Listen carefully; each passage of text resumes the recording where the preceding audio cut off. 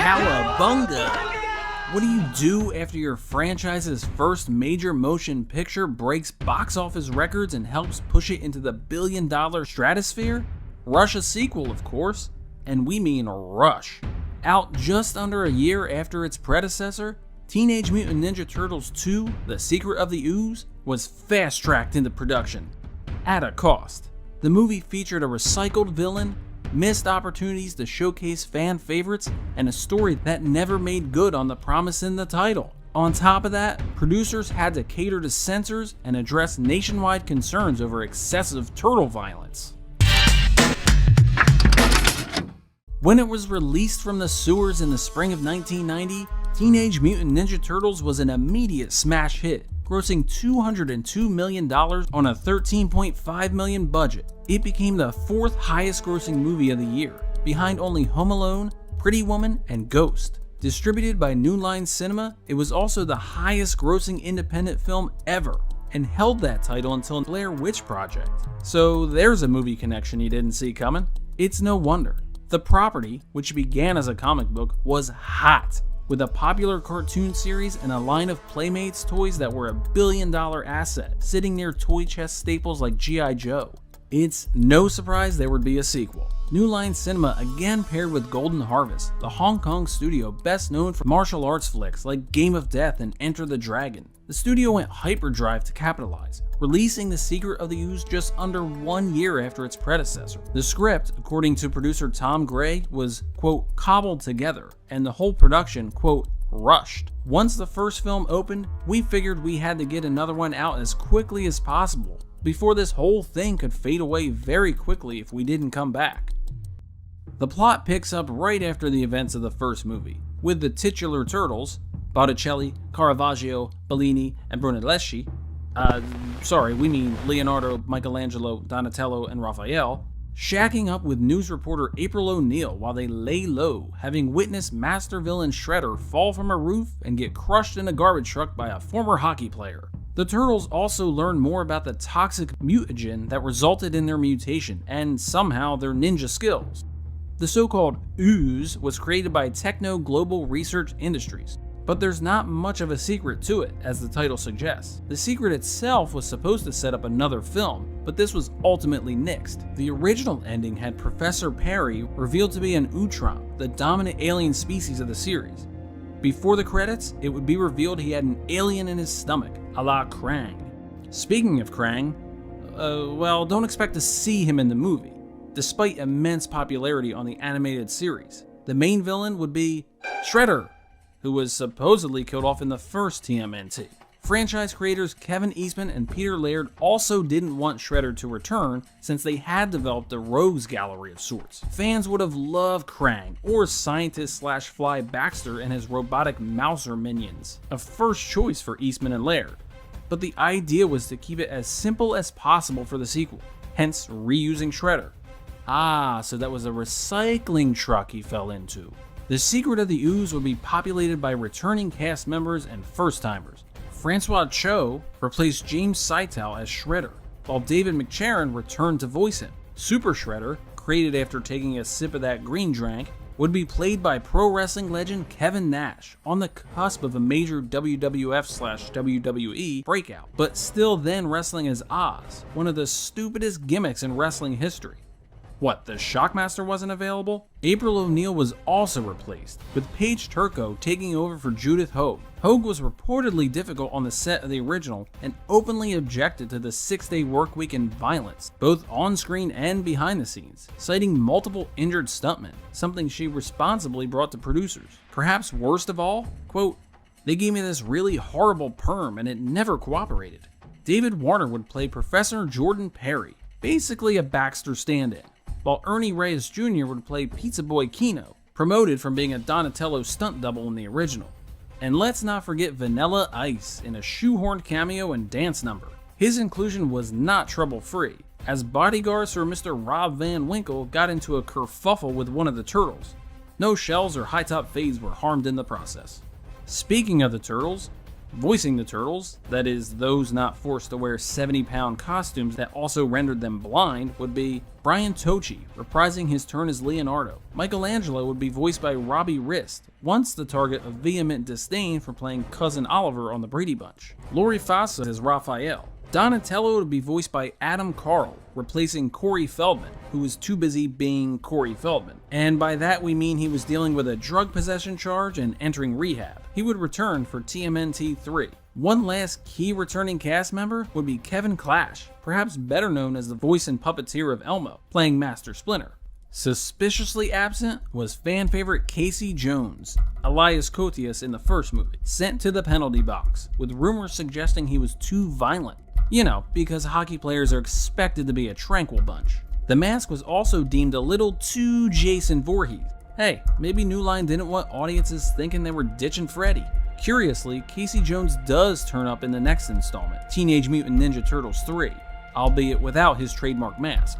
Other than Shredder/Super Shredder, the Teenage Mutant Ninja Turtles would be facing off against the classic characters Bebop and Rocksteady. Oh, you wish. Creators Eastman and Laird refused to let the bumbling mutant warthog rhino duo in the movie. According to Laird, quote, "It is true that I didn't want any of them in the movies, which is why instead of Bebop and Rocksteady in the second movie, there were Toka and Razar." If memory serves, Kevin was equally opposed to the inclusion of Bebop and Rocksteady in the movies.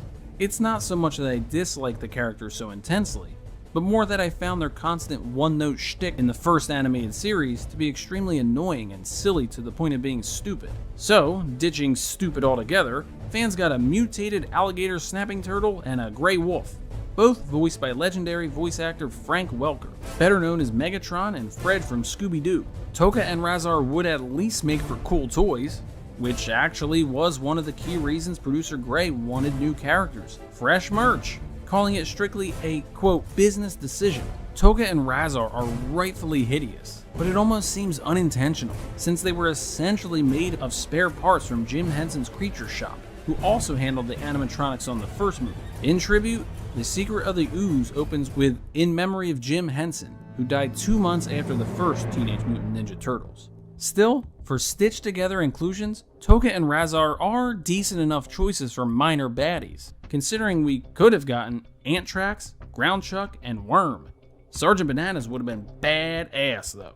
The Secret of the Ooze would be directed by Michael Pressman, at that point directing TV movies, and who had had low level fare like the Bad News Bears and Breaking Training and the Dan Aykroyd vehicle Dr. Detroit to his theatrical credits. He was chosen by producer Gray because of his quick turnaround. Between 1983 and 1990, he had directed 13 TV movies. Pressman replaced Steve Barron, who would next direct Coneheads. Hey, more Dan Aykroyd. One more and you get a free bottle of Crystal Head vodka. One of the biggest changes that had to be made for The Secret of the Ooze was to tone down the violence. At the time, the Turtles were facing some criticism for their use of combat, with a movement limiting the Turtles' kung fu grip on kids. Reportedly, some schools were outright banning the characters. The National Association for the Education of Young Children also expressed concern.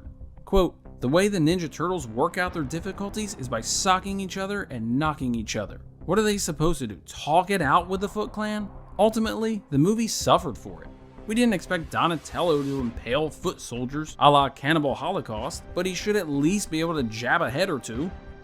Filming on The Secret of the Ooze began on October 1st, 1990, just 6 months after the release of the first Ninja Turtles, with a reported $25 million budget, although Gray puts it closer to $16.5. Production wrapped in early December, and on March 22nd, 1991, Teenage Mutant Ninja Turtles 2: The Secret of the Ooze was out in theaters, just under 1 year after the first one. An incredibly short turnaround, something New Line had perfected with the Nightmare on Elm Street franchise. Like its predecessor, Secret of the Ooze debuted at number 1, but instead of nudging Pretty Woman from the top spot, it pushed out eventual Best Picture winner The Silence of the Lambs after 5 weeks of reigning. Released in over 3,000 screens, a reported record at the time, the movie went on to gross $78.6 million. Paltry compared to the original, but still a profit for New Line and Golden Harvest. But the real money would be in the merchandising. And we're not just talking about the soundtrack, complete with Vanilla Ice classic Ninja Rap, with its catchy chorus,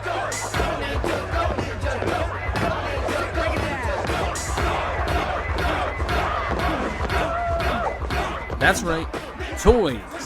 In the mid-Turtlemania year of 1991, the franchise had 8 video games released and nearly 60 new figures, vehicles, sets, and toys, doubling 1990's output. And the following year, there were over 100. The Turtles would have movie star editions, sports editions, music editions, talking editions, and on and on and on. There too were food products, like Nabisco's Royal Gelatin brand's Ooze desserts. Food tie-ins were nothing new for the Turtles, with a popular cereal with marshmallow turtles and weapons, and ice cream truck exclusive bars with bubblegum eyeballs. And while the action figures and sweets were well received, the movie had its share of critics. Much of it went back to the violence and language, which apparently they didn't cut out enough of, at least in the United Kingdom. Censorship across the pond of the Turtles went back to the cartoon, even changing the word bummer, as in, that's a bummer, dude, because it could be linked to homosexual slang. Should we tell them there's a porn star named April O'Neil? Keep in mind, this is the same country that insisted on a name change to Teenage Mutant Hero Turtles. With the release of Secret of the Ooze set for August 1991, the British Board of Film Classification stepped in. Their main concern?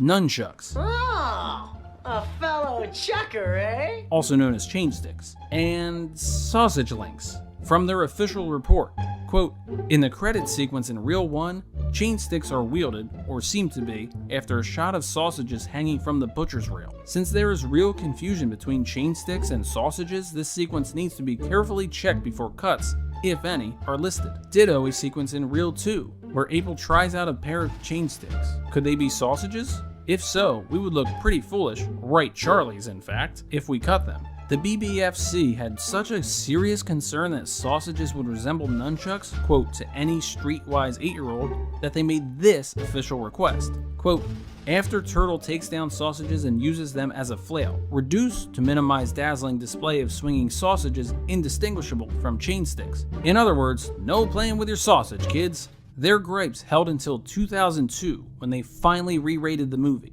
Even Roger Ebert questioned the violence, despite the Turtles barely even using their famous weapons. His partner, Gene Siskel, also gave the movie 1 star, calling it, quote, depressing. He might actually be onto something here. Consider Donatello's existential crisis partway through the film, when he ponders the meaning of his existence and the greater purpose of life. There's just got to be more to it, he says. Is Donatello merely a turtle? What is a turtle? What does being a turtle mean in the grand scheme? Why did they have to make a third Ninja Turtles movie?